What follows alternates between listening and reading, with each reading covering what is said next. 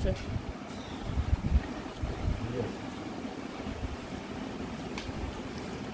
হলো, টের পাইনি? টাকা দিয়েছে, এইবারে বুঝেছে, টাকা দিয়েছে যে। চাবিটা দাও।